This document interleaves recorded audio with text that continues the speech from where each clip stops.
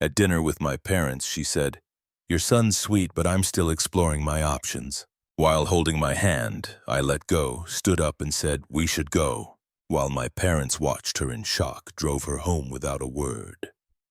While she was trying to explain at her door, I said, "You're free to explore now," and left. Hey viewers, before we move on to the video, please make sure to subscribe to the channel and hit the like button if you want to see more stories like this. Thanks. The dashboard clock glowed 6:58 p.m. and 2 minutes early. I adjusted the bottle of Chardonnay on the passenger seat, Mom's favorite, and glanced at Chloe.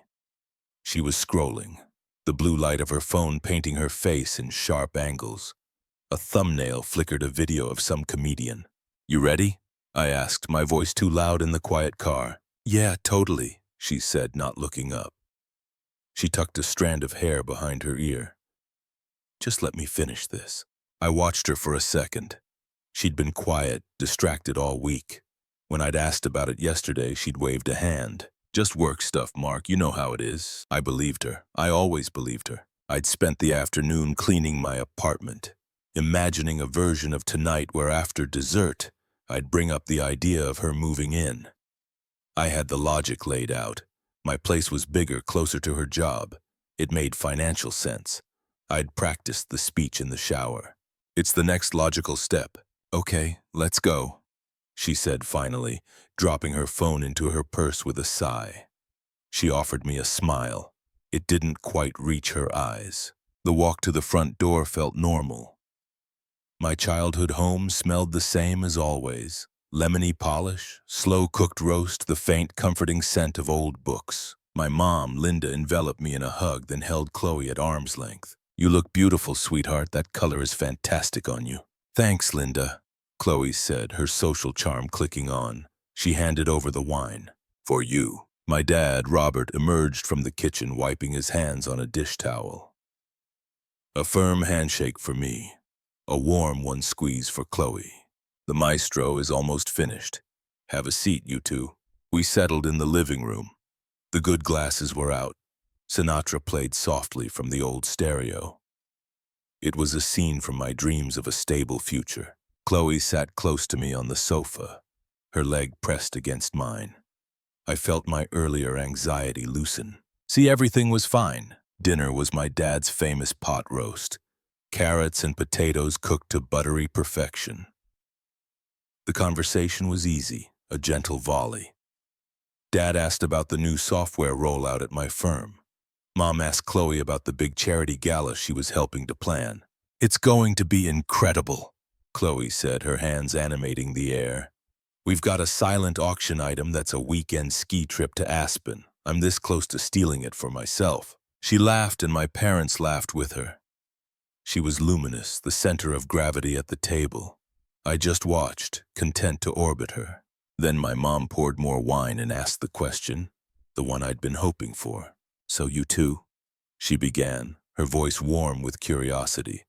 "We don't like to pry, but any big plans on the horizon? You seem so wonderfully settled." It was the opening. My heart did a little skip. I felt Chloe's hand find mine under the table. Her fingers were cool. I took it as a sign, a squeeze of solidarity. I opened my mouth to give my rehearsed logical spiel, but Chloe spoke first. She leaned forward slightly, her voice taking on a confidential, almost philosophical tone. "You know, Linda, that's such a great question." She paused, looking from my mom to my dad, then down at our joined hands on the tablecloth. She gave my hand a patronizing little pat. "Mark he's the sweetest man I've ever known. Truly so kind, so stable," she said. Stable like it was a benign medical condition. "He's like a perfect, cozy fireplace." I felt a cold trickle start in my stomach. She continued, her gaze now drifting to the window, as if seeing a more exciting world out there. "But I'm just at a point in my life where I need to be sure about everything. I'm young." "Well, youngish." She let out a tinkling laugh that felt like shattering glass. "I feel like I owe it to myself to keep exploring my options, you understand, right?" The world did not shatter. It did not go dark. It became hyper-focused, crystalline in its cruelty. I saw the speck of paprika on the tablecloth near my plate. I saw the slow, horrified dip of my mother's smile. I saw my father's fork freeze halfway to his mouth. I felt the weight of Chloe's hand on top of mine. A dead, heavy thing. Exploring my options, the words hung in the air, mingling with the scent of roast and gravy. She had just told my parents, the two people who loved me most in this world, that their son was a temporary placeholder. A nice, cozy fireplace while she shopped for a roaring, destructive bonfire. A profound silence swallowed the room. The only sound was the faint swing of "Fly Me to the Moon" from the living room. I looked at her hands.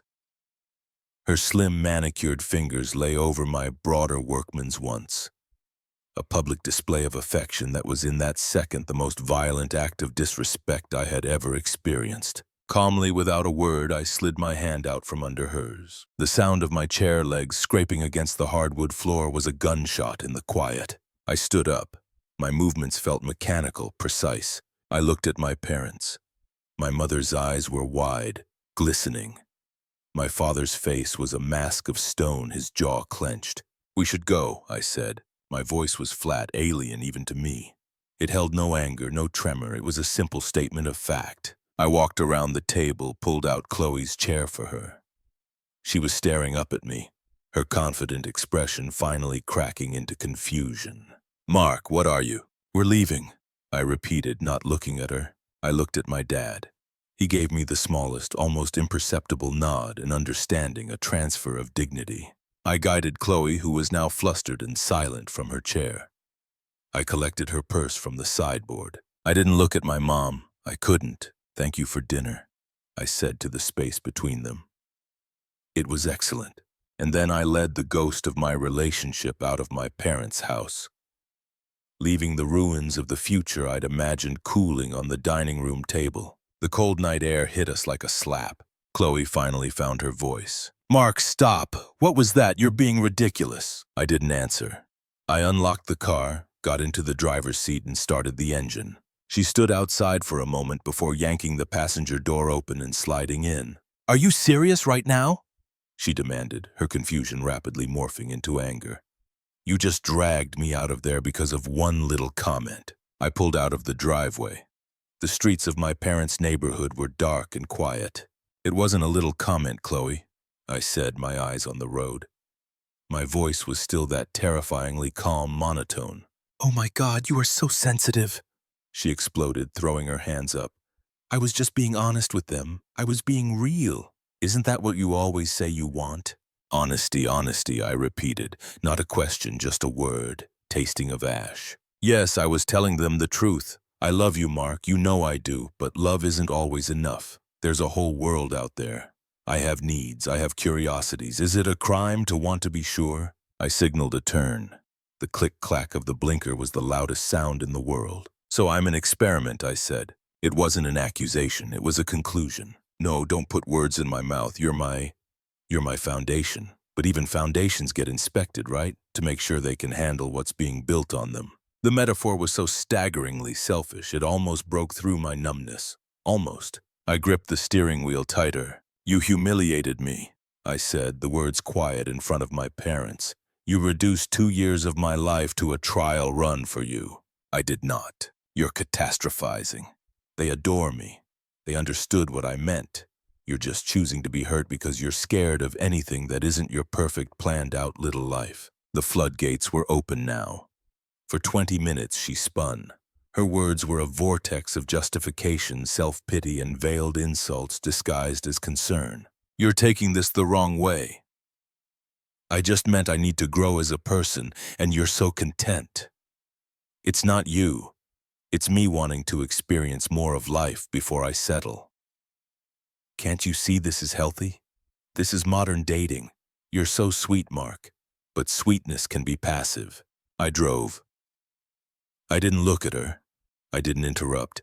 I just absorbed the torrent, letting each word wash over me and solidify the ice in my chest. This was who she was. This had always been who she was. I had just been too cozy by the fireplace to feel the draft. We reached her apartment building. I pulled into a visitor spot and put the car in park. The engine idled. The silence returned, heavier now, saturated with her spent rhetoric. She looked at me, expecting a response. A fight, tears, begging, something she could work with, twist, or dominate. I unbuckled my seatbelt and got out. I walked around the car and opened her door, a final automatic act of courtesy. She got out, searching my face. "Mark, talk to me, please." I looked at her, then really looked at the girl I'd thought I'd build that logical future with. I felt nothing. No love, no hate, just a vast, empty clarity. She took a step toward me, reaching out a hand to touch my arm. I took a deliberate step back out of her reach. Her eyes widened. That was the first thing that truly seemed to scare her. My physical withdrawal, done with calm intent. I met her gaze. My voice was quiet, final, and utterly clean of emotion. "You're free to explore now." I turned, got back into my car, and closed the door. In the rear-view mirror, I saw her standing on the curb, frozen. One hand still slightly outstretched. I didn't wait to see if she moved. I drove away, and with every block, the weight in the car lessened until it was just me, the road, and a silence that was no longer filled with her excuses, but with a profound, burgeoning peace. The silence in my apartment was different now. Before, it had been a passive thing, a space waiting to be filled with the sound of her key in the lock, her laughter, her critiques of my movie choices. Now it was active. It was mine. I didn't break down. I didn't throw things. I stood in the middle of the living room, the same room where I'd imagined us discussing floor plans, and I just breathed. The numbness was a cocoon. Inside it, something very quiet and very decisive was knitting itself back together. My phone buzzed on the counter. "Mom!" I picked it up. "Mark, honey, are you?" "I'm okay, Mom," I said, cutting her off gently. My voice sounded normal. That surprised me. "It's over." A pause on her end filled with a mother's wordless anguish. "What?" she said at my table. "I know," I said. "Don't, please, I just need to not talk about it right now." "Okay," she whispered. "Okay, we're here." I hung up. The next action felt instinctive, surgical. I opened my phone. I navigated to her contact. A picture of her laughing at the beach.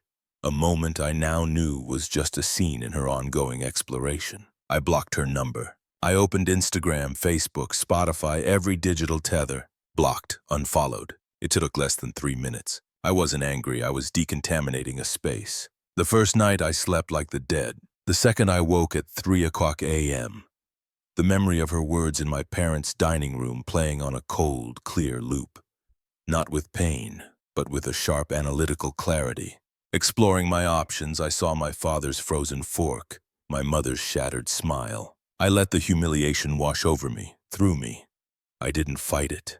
I observed it like a scientist studying a toxic sample. And then, as dawn light bled gray through the blinds, it was done. The sample was logged. The feeling was spent. I didn't call in sick to work. I went, I coded, attended meetings, ate lunch at my desk. The world kept turning. My hands knew the keyboard. My logic could still untangle complex problems. This was a relief. The real work began after 5 p.m. I joined a gym, not the one I'd casually used before, but a serious, no-nonsense place with heavy bags and racks of free weights. I didn't know what I was doing.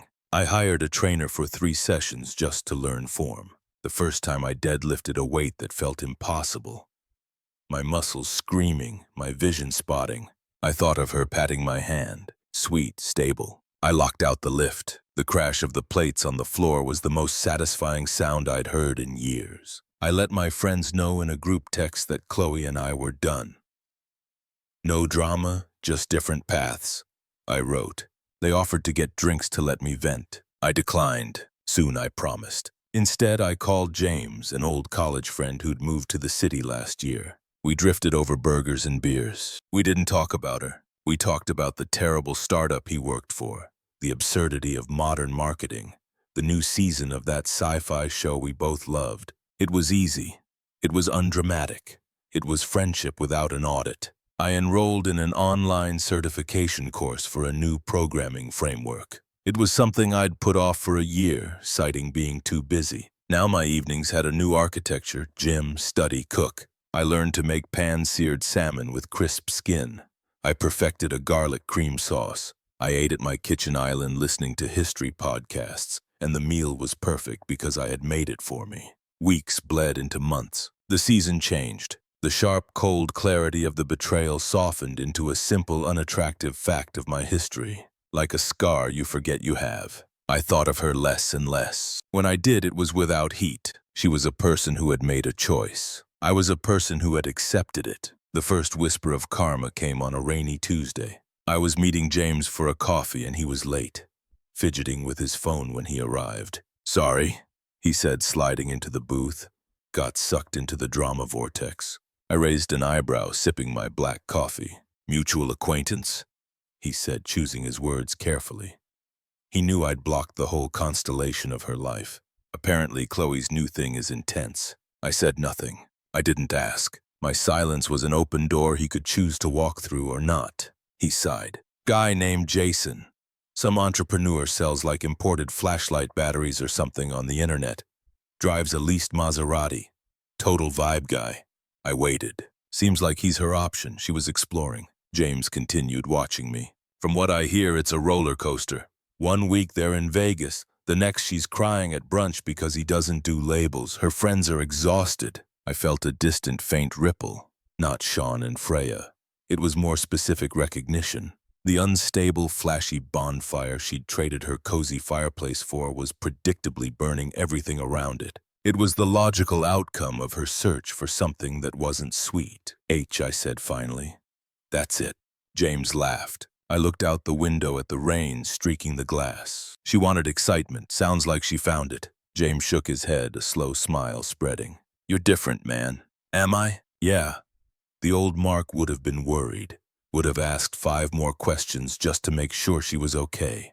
The old Mark, he was right. That man had died politely at a dinner table months ago.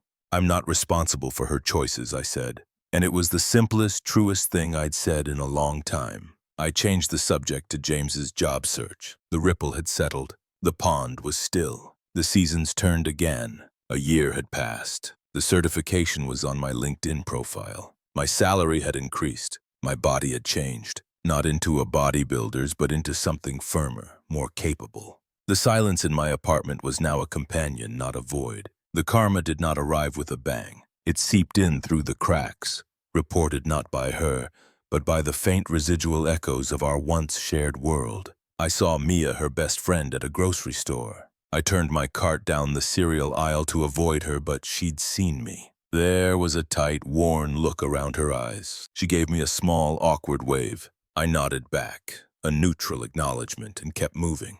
A month later, James reported that Mia and Chloe had a massive blowout and weren't speaking. The reason was Jason. The social media glimpses seen through the reluctant windows of friends who hadn't been purged told a silent story. The lavish dinners and club photos stopped. The posts became infrequent, then erratic. A quote about betrayal, a blurry photo of a wine glass at home, then nothing for weeks. The final report came from the most reliable source, cold, hard public data. Bored one evening, waiting for code to compile, I did a thing I hadn't allowed myself to do before. I looked up Jason's business. It was easy to find. A splashy website full of stock photos and words like disrupt and synergy. A few clicks deeper past the facade to state business records. His LLC had been dissolved 6 months prior for non-payment of fees. A comment on a local business forum dated just last week. Scammer took orders, never delivered.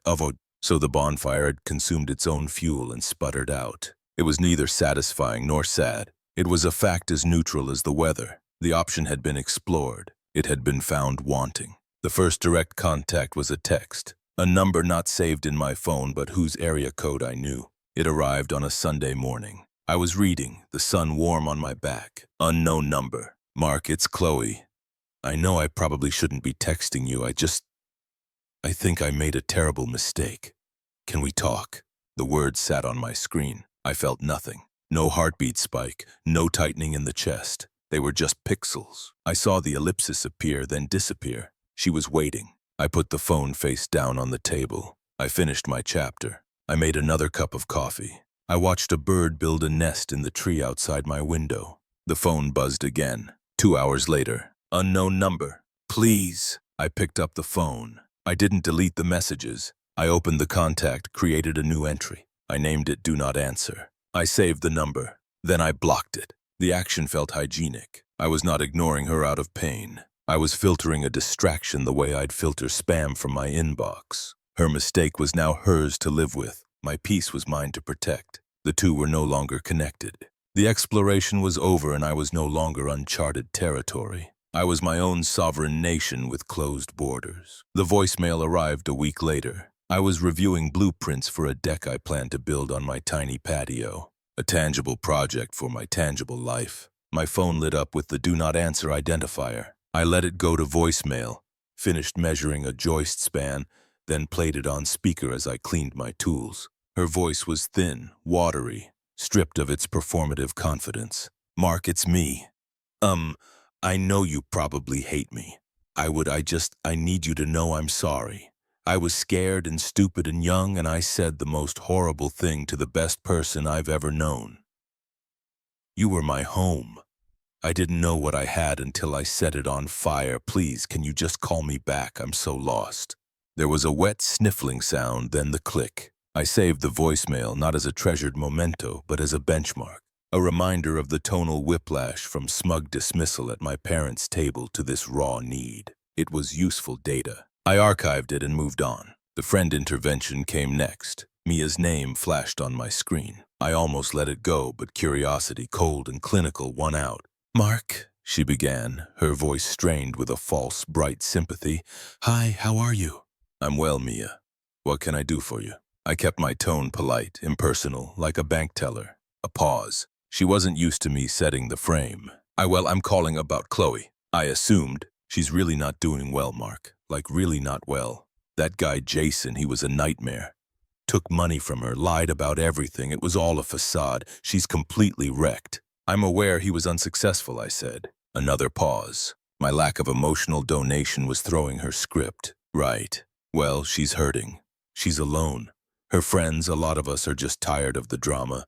You know, she needs someone stable." I waited. "Look," Mia pushed, her voice hardening. "I know what she did was shitty, at that dinner. God, but would it kill you to show a little compassion? To just talk to her? You were together for 2 years. Doesn't that mean anything to you?"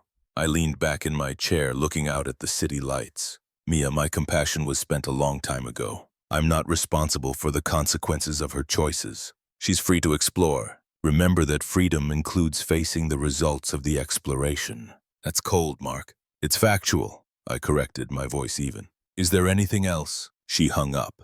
The texts started that night. They pulsed through the silence of my apartment. Little distress flares from a ship I was no longer aboard. "Do not answer." "Why won't you answer me?" "I said I was sorry." "Do not answer. You were never this cruel. You've changed." "Do not answer." "Is this your revenge? To just ignore me while I'm falling apart?" I didn't block the new number. The messages were like weather reports from a hurricane that had already passed over me. I read them with detached interest. The subtext was clear. Hurricane was now my moral failing. The finale was a Thursday evening. I was prepping vegetables, a knife moving in a steady rhythm against the cutting board, when the buzzer for my apartment building rang.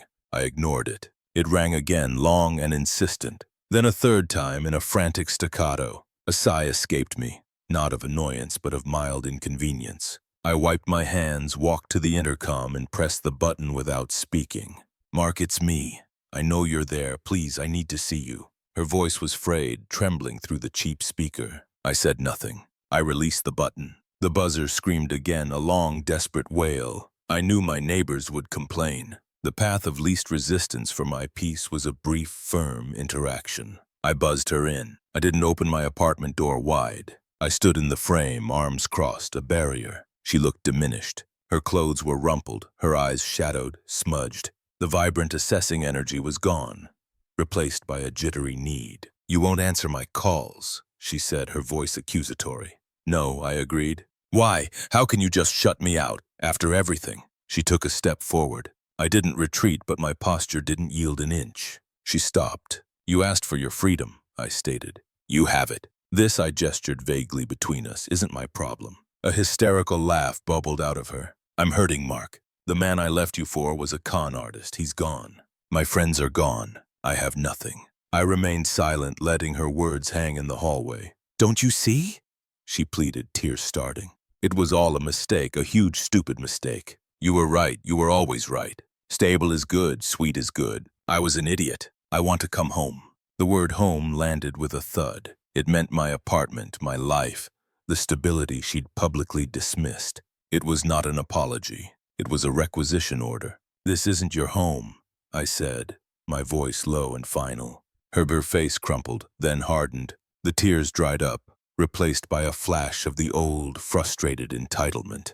The raw need had gotten her nowhere, so she switched tactics. You are never this cold. What's wrong with you? She snapped, her voice rising.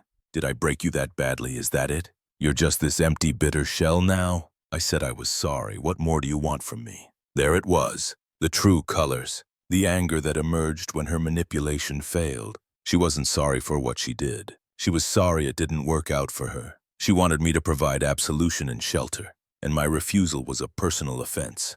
I looked at her, this furious, unraveling stranger in my hallway. I felt a profound, quiet certainty. I don't want anything from you, Chloe, I said, my tone utterly flat. Not a thing. The simplicity of it deflated her. The anger seeped away, leaving her looking small and confused. She opened her mouth, but no sound came out.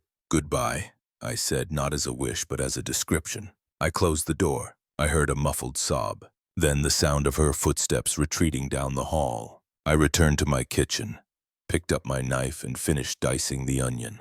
The tears in my eyes were from the vegetable, nothing more. Saturday morning, sunlight streamed through the high glass canopy of the city's bustling farmers' market. The air smelled of fresh bread, roasted coffee, and rain-washed strawberries. I held a woven basket in one hand, Sarah's hand in the other. Sarah was a landscape architect I'd met through a work project.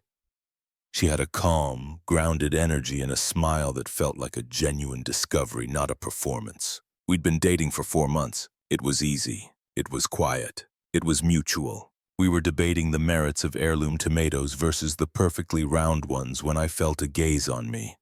A prickling, familiar intensity. I looked up. Chloe was standing 10 feet away near a flower stall. She held a single overpriced latte. She looked put together, but in a strained way, like a sheet pulled too tight. Her eyes were fixed on me, then flicked to Sarah, then to our joined hands. A complex calculation of loss and envy flashed across her face before she locked it down. Sarah, sensing my shift, followed my gaze. "Friend of yours?" she asked, her voice mild. "Someone I used to know," I said, giving her hand a gentle squeeze. "It's fine." But Chloe was already crossing the space between us. She ignored Sarah completely, her eyes laser-focused on me with a desperate determination. "Mark." "Hi, Chloe." I nodded. An awkward beat. The market swirled around us. Laughter, bartering, a child's squeal. Can we please just get a coffee? Talk as friends." The words tumbled out, rehearsed and fragile. Sarah politely studied a display of artisan honey, giving us a semblance of privacy without actually moving away. Her presence was a quiet anchor. "No," I said. The word was not harsh. It was simply definitive, like stating the sky was blue. Her composure cracked at the edges. "Why? Why are you doing this?" I said I was sorry. "I've been sorry. I miss you. I miss us." I took a slow breath, the scent of soil and basil filling my lungs. I looked at her, truly looked, and felt nothing but a faint, distant pity for the ghost she was chasing. "Chloe, no," I said, my voice calm and clear. "This is Sarah." I gestured lightly to my side. Sarah offered a small, polite smile that didn't reach her eyes, a protective reflex. "We're in the middle of our day." Chloe's eyes finally darted to Sarah, really seeing her for the first time. The easy confidence, the lack of neediness, the way she stood with me, not leaning on me. A fresh wave of desperation hit her. I miss you," she repeated, the statement now sounding hollow, a script with no audience. I looked at her, and in that moment I achieved the final absolute form of moving on. I spoke the pure, unvarnished truth, not to hurt her, but because it was the only thing left in me pertaining to her. "I don't think about you," I said. It was neither a boast nor a barb. It was a report from the interior of my life. "I wish you well, Chloe. Truly. But please don't contact me again." I turned my body slightly, a physical punctuation to the sentence. I looked at Sarah, and my entire demeanor shifted, softened. "Sweetheart," I said, my voice warming for the first time in the exchange. "The bakery stall with the sourdough is this way." "I think we're getting close." Sarah's face lit up with a real smile. Lead the way. We turned. We walked. We merged back into the flow of the market, into the sunlight and the smell of bread. I did not look back. I felt Sarah's hand tighten around mine. A wordless question. It's okay, I said, and I meant it in every way. It's all okay. I felt her gaze on my back for a few more seconds, a phantom wait, and then it was gone, dissolved into the noise and life of the perfect present morning. There was no victory in it, no lingering sting. There was only the warm, solid reality of Sarah's hand in mine, the list in my basket, and the profound, peaceful understanding that the past was finally and completely just that. A closed chapter in a book I was no longer reading. I was free, and I had been for a long, long time. Thanks for watching. Make sure to subscribe to the channel and hit the like button. What do you think about this story? Share it in the comments.